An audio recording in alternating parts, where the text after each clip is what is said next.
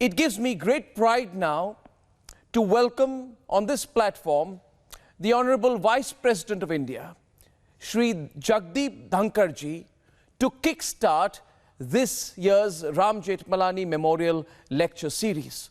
I'd like to say a few words about the Honorable Vice President along with my colleague Rhythm.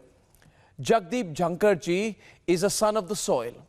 He's a Kisan Putra who has worked his way up in the courts and now holds the country's second highest constitutional position. He's a great speaker. I've had the opportunity to interview him in the past as well. But ladies and gentlemen, Mr. Jagdeep Dhankhar has been integral to our public life in the Rajasthan courts, in the Supreme Court over many, many years. Rhythm. Absolutely. And as we welcome our Vice President, Arnab, Mr. Jethmalani, we remember he entered politics in 1980s. He was the MOS in Parliamentary Affairs in 1990. Also, he came to be known as the People's Governor before he became our Vice President. His story, Arnab, is one of grit, of merit, and someone standing for what they believe in. Absolutely. Mr. Jagdeep Dhankhar entered politics in the mid-1980s. He was elected as a Member of Parliament from Rajasthan's Jhunjhunu. He served as the MOS Parliamentary Affairs in 1990 and in important Lok Sabha committees. And he came to be known as a People's Governor, as Rhythm said, before he took oath as the Vice President. Mr. Jagdeep Dhankhar epitomizes in many words, Rhythm, the India story. The story of grit, merit, and standing for what you believe. Rhythm. Absolutely. So as this debate happens, we welcome our Vice President, Arnab, on the Uniform Civil Code that's going to take place in Parliament. He is the man most likely to be in the chair presiding over it all. Without further ado, we welcome Arnab, Mr. Vice President, to open up the third edition of the Ram Jethmalani Memorial Lecture Series.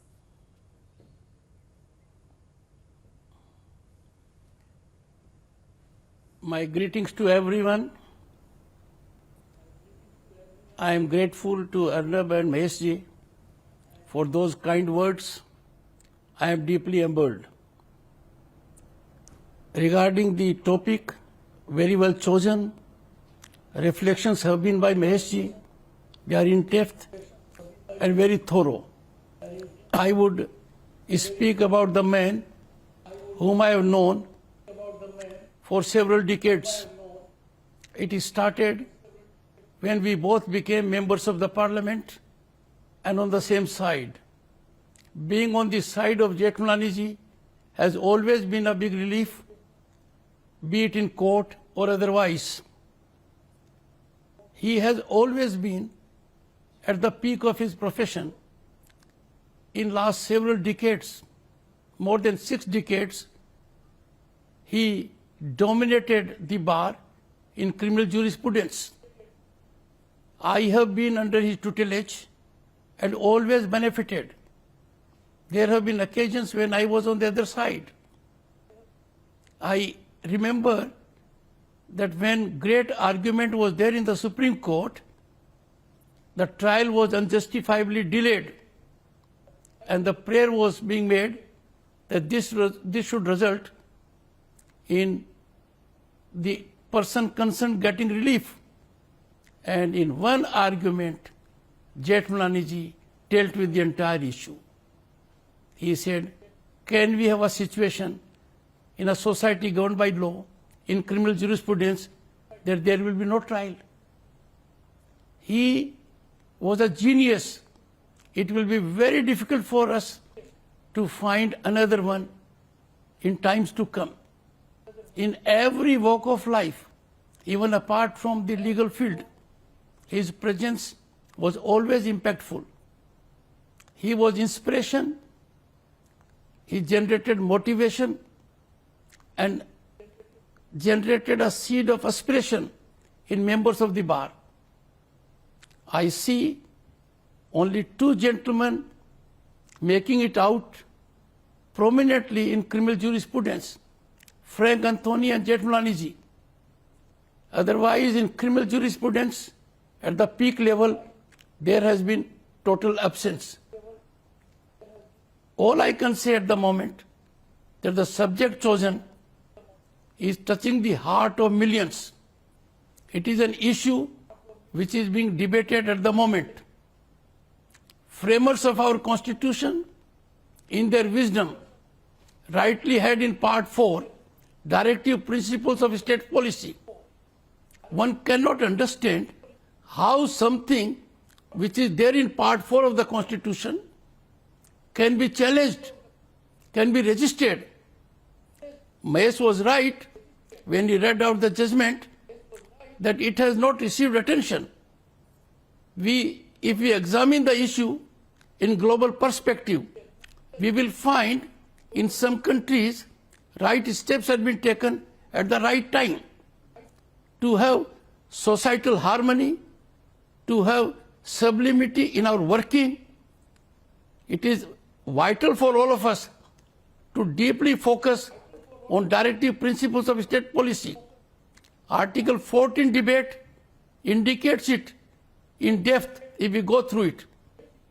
I therefore feel that this subject will generate and catalyze a situation where thinking minds will galvanize into action, and I have no doubt that galaxy of erudite speakers will give us enough to take home. This is a subject of great contemporaneous relevance. Everyone, irrespective of political spectrum, belief, must think whether we can further delay it. We are at the moment facing a situation that for lack of uniform civil code, several issues are arising and some of them are before the court. I therefore congratulate the organizers for being so forthright and far-sighted in choosing such a thought-provoking subject. I would conclude by indicating that Ram Jethmalani ji was a towering giant, both in the political spectrum, in the societal spectrum, and in legal field. I had the occasion, when the tiger was in his 90s, to face him in court, and that was a water dispute between two states, and he paid me ultimate tribute. When I told him, sir, you are rising in this court to make a plea that the matter be deferred. In his inimitable style, and I am greatly touched by his response, showing me love and affection, he said, sometimes deferment creates congenial atmosphere for resolution of a dispute where we must not have adversarial situation. Hats off to the man. He could speak out in that kind of mindset. He always wanted that litigation must not generate adversarial relationship once it comes to an end. I would say a word about Mahesh also.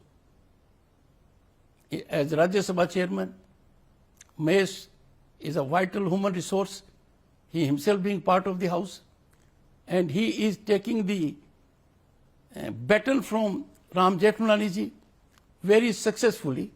So best wishes to him. I look forward to the deliberations and inputs that will be afforded by the speakers with their rich talent, and I am sure that will help the society at large.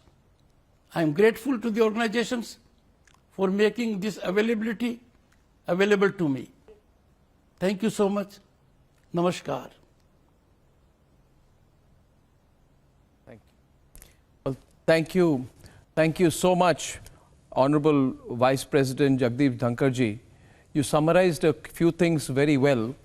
Of course, as you rightly mentioned, about Mr. Ram Jethmalani, his candor and his ability to take an opposite position without taking an adversarial stand necessarily.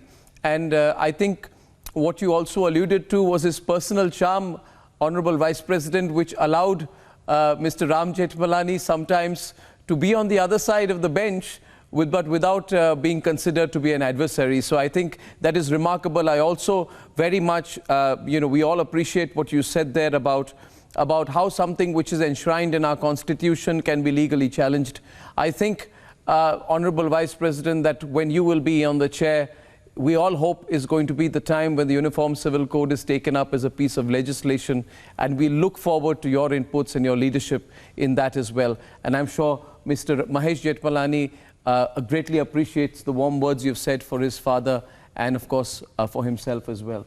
So I'm very grateful, Honorable Vice President, for you for launching this conversation. Thank you, sir. Thank you.